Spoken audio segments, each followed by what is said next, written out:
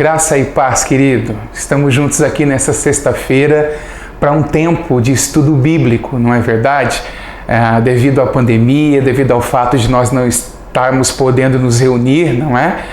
Nem no meio de semana, nem nos finais de semana, às sextas-feiras à noite, às 8 horas, nós temos sempre um estudo bíblico com o fim de fornecer para você alimento espiritual e conhecimento daquilo que a Bíblia diz sobre diversos assuntos. E o tema do nosso estudo hoje, você já deve ter acompanhado isso nas redes sociais, é peregrinos. E eu queria iniciar esse nosso estudo lendo com você o texto de 1 Pedro, capítulo 2, versículos 11 e 12. 1 de Pedro, capítulo 2, versículos 11 e 12, que diz assim: Amados, peço a vocês, como peregrinos e forasteiros que são, que se abstenham das paixões carnais que fazem guerra contra a alma, tendo conduta exemplar no meio dos gentios, para que quando eles os acusarem de malfeitores, observando as boas obras que vocês praticam, glorifiquem a Deus no dia da visitação. Note então que o Novo Testamento nos chama de peregrinos e forasteiros, aqui nessa primeira carta de Pedro. Todavia, lá no Antigo Testamento, o salmista já tinha a ideia de que ele era um peregrino. Salmo 119, versículo 19 diz assim: Sou peregrino na terra. Mas, pastor, o que é um peregrino? Um peregrino é aquele que está longe da sua terra. É aquele que está de passagem por um lugar estranho. Essa é a definição de peregrino. Ele é um estrangeiro. Então, as Escrituras dizem para nós que nós, nessa terra, somos como estrangeiros, porque nós conhecemos aquilo que as Escrituras dizem, que a nossa pátria está nos céus. Filipenses, capítulo 3, versículo 20 diz assim: Pois a nossa pátria está nos céus, de onde também aguardamos o Salvador, o Senhor Jesus Cristo. E ao observar esse versículo de Filipenses 3:20, é muito interessante falar a respeito do contexto, não é verdade? Porque a cidade de Filipos era uma cidade que ficava na Macedônia e era uma colônia romana. Ou seja, aqueles soldados, ex-soldados romanos, que tinham uma certa idade, que haviam lutado em muitas batalhas, habitavam naquela cidade de Filipos e tinham um status de cidadão romano. E ter o status de cidadão romano no Império Romano era algo muito bom para quem o possuía. As pessoas davam altas somas de dinheiro para conseguir esse título. A gente sabe isso por conta do Novo Testamento e por conta da história também, com certeza. Então, para esse povo que tinha uma posição privilegiada dentro do Império Romano, que eram cidadãos romanos, é para esse povo que o apóstolo Paulo escreve e diz assim: a nossa pátria está nos céus. Eles eram cidadãos dos céus, aqueles que haviam abraçado o Evangelho e se convertido ao Senhor Jesus Cristo. Ao olhar para as Escrituras e para essa primeira carta de Pedro também, a gente percebe que o peregrino cristão, ele tem algumas compreensões que nós precisamos ter na nossa vida. Por exemplo, a compreensão de que ele está de passagem. E quem está de passagem não se apega. É muito interessante que há um site, não é verdade, que é um dos maiores sites de vendas do mundo, que é a OLX, né? Quando as pessoas querem desapegar de alguma coisa, querem vender alguma coisa, eles colocam lá na OLX, não é verdade? E a palavra pela qual a OLX ficou famosa é justamente essa: desapega. E o cristão que é um peregrino, ele entende que ele vive uma vida em desapego. Ele vive uma vida em desapego porque a vida cristã já começa com desapego.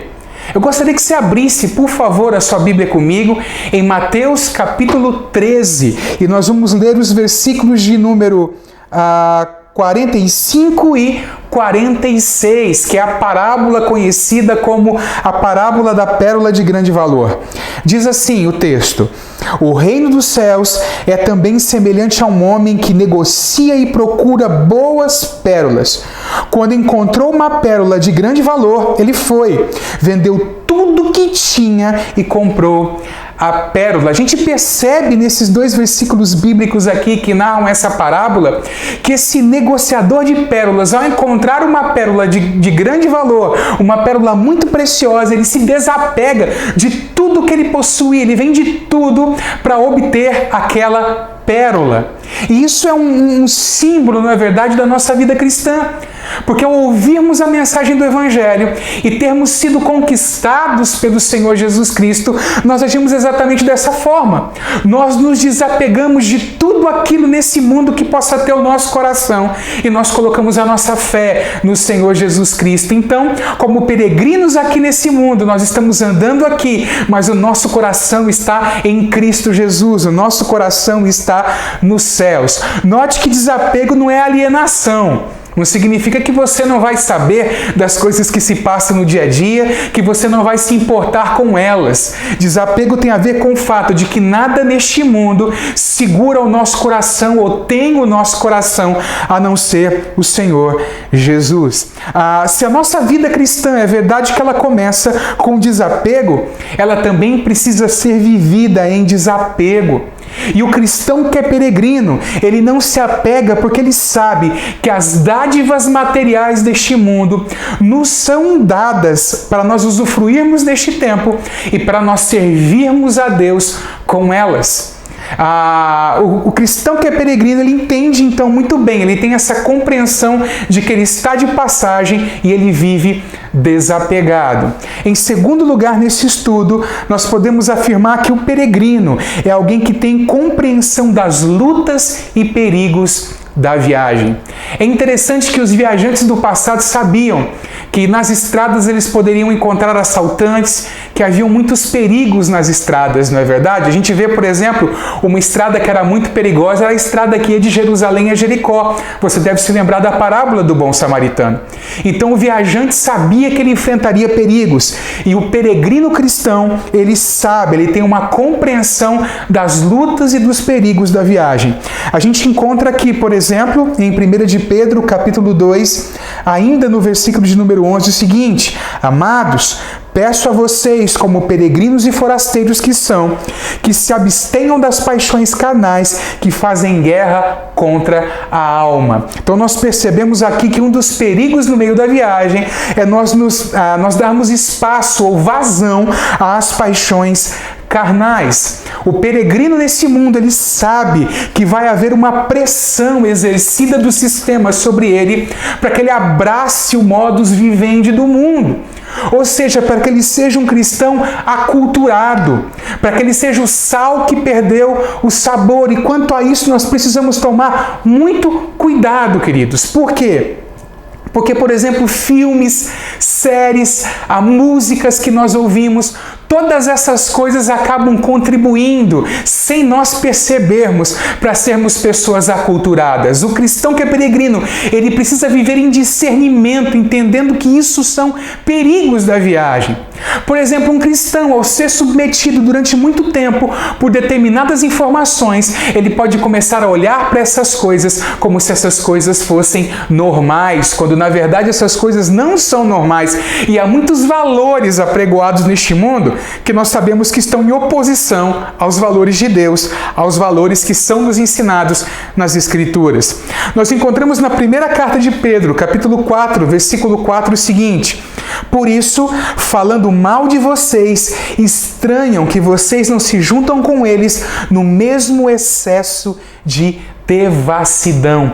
Esse versículo está ensinando para a gente que as pessoas que estão debaixo desse sistema, elas estranham o nosso comportamento, vão nos perseguir por conta disso, vão fazer acusações a nós por conta dessas coisas. No entanto, nós precisamos manter a consciência de que essa viagem tem de fato perigos e que nós enfrentaremos algumas hostilidades.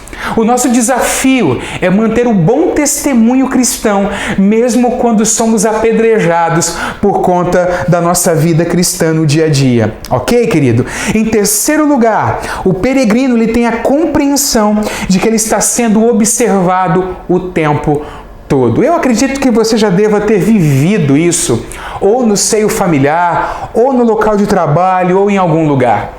Você buscava dar um bom testemunho cristão o tempo todo.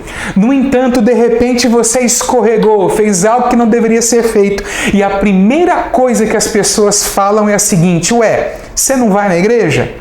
Você não é crente? Ué, você é crente e está fazendo isso? Alguns até falam assim: olha, eu vou contar para o pastor, né? Eu não tenho nada a ver com isso, eles querem contar para mim, não é verdade? Isso acontece por quê? Porque os olhos das pessoas estão colocados sobre nós. Porque às vezes, mesmo de uma maneira inconsciente, tem esse mecanismo espiritual de que nós somos o povo que porta a verdade do Evangelho e que precisa viver de acordo com essa mensagem do Evangelho. Nós somos chamados por Jesus para sermos sal da terra e luz do mundo. Daqui a pouco eu falo um pouco mais a respeito do nosso testemunho cristão, não é verdade? O versículo de número, eu não sei se é o 11 ou o 12... o 12 diz assim: tendo conduta exemplar no meio dos gentios, para que quando eles os acusarem de malfeitores, observando as boas obras que vocês praticam, glorifiquem a Deus no dia da visitação. Em outras palavras, o texto bíblico diz que a nossa conduta no meio dos gentios, ela deve ser exemplar, que nós sejamos um testemunho diante das pessoas, de pessoas que amam os valores que a palavra do Senhor nos ensina. É claro, querido, é importante dizer para você que isso só vai acontecer se nós tivermos tido um encontro de verdade com o Senhor Jesus Cristo, porque viver na contramão deste mundo é impossível para aquele que não nasceu de novo. Dias atrás, pregando para os homens da nossa igreja, eu dei a ilustração, por exemplo, de um rio. Você pode perceber que aquilo que a correnteza leva, geralmente são coisas que não têm vida, não é verdade? Só consegue ir contra a correnteza, por exemplo, quem tem vida. Os peixes, por exemplo, eles acabam andando às vezes contra a correnteza, em momentos, por exemplo, que eles vão se reproduzir, não é verdade? Então só consegue andar contra a corrente aquele que está vivo espiritualmente. E nós recebemos vida pela mensagem do Evangelho do Senhor Jesus. A quarta compreensão a qual eu gostaria de me ater aqui neste estudo é a compreensão que o peregrino tem da esperança cristã.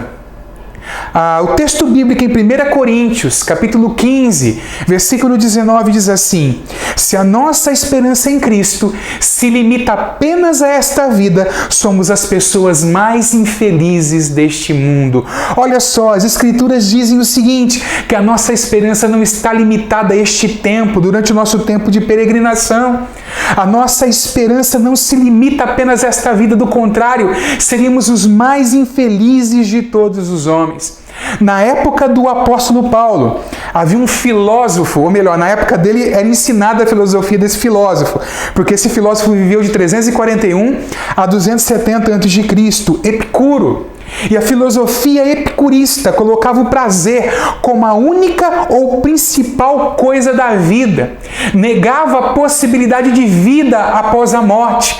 Quando o apóstolo Paulo escreve aos Coríntios falando para eles o seguinte, que alguns viviam de acordo com o lema, comamos e bebamos, porque amanhã morreremos, ele se referia a essa corrente filosófica de Epicuro, que olhava para a vida apenas neste mundo e esperava receber coisas, tinha esperança, melhor dizendo, apenas para esta vida. Contudo, nós não somos conduzidos pela filosofia epicurista. Nós somos cristãos e nós temos uma esperança, que é a esperança da volta do Senhor Jesus Cristo para reunir a sua igreja por toda a eternidade juntamente com Ele. Amados, e como essa compreensão da esperança deve estar muito firmada no coração e na mente do peregrino.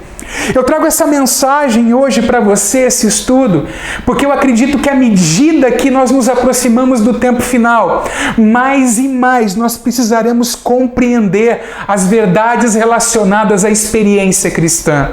Nós cremos em vida eterna, nós cremos em juízo final, nós cremos numa recompensa eterna, crente crê em galardão. Nós acreditamos em novos céus e nova terra. E por conta disso vivemos como vivemos neste mundo. Para essas pessoas que não têm a mesma esperança que nós temos, que não vivem segundo essa esperança, elas olham para nós e acham que nós estamos perdendo tempo, que nós estamos deixando de viver, quando na verdade nós não estamos deixando de viver, porque estamos de posse da vida que nos foi dada por Jesus Cristo, por intermédio do Evangelho. Então entenda, somos peregrinos neste mundo. Lembre-se, por exemplo, daquele que é o pai na fé, Abraão, que foi chamado por Deus, tirado de Ur dos Caldeus para peregrinar numa terra, não é verdade? Ele andou viajando ali pela terra de Canaã, a qual o Senhor daria de herança à sua descendência. E enquanto ele peregrinava, ele ia viajando e ele ia levantando altares, e nós somos chamados por Deus para vivermos dessa forma, entendendo que a nossa pátria está nos céus e que enquanto peregrinamos aqui, nós vamos levantando altares, altares que falam da nossa consagração a Deus, altares que falam da nossa devoção e adoração ao Senhor. Eu concluo então esse pequeno estudo nessa noite, orando para que o Senhor abençoe a sua vida, para que o Senhor abençoe a sua família e para que você cresça nessas 4 compreensões fundamentais para o peregrino, que é a compreensão de que ele está de passagem, por isso ele se desapega, que é a compreensão das lutas e perigos da viagem, a compreensão de que ele está sendo observado o tempo todo e ele precisa dar testemunho, e a compreensão da esperança cristã. Vamos orar. Pai, nós agradecemos ao Senhor. Louvamos ao Teu nome por esses poucos minutos que nós tivemos juntos aqui, estudando aquilo que a Tua palavra diz sobre a nossa peregrinação no mundo. Pai Santo, renova a nossa mente.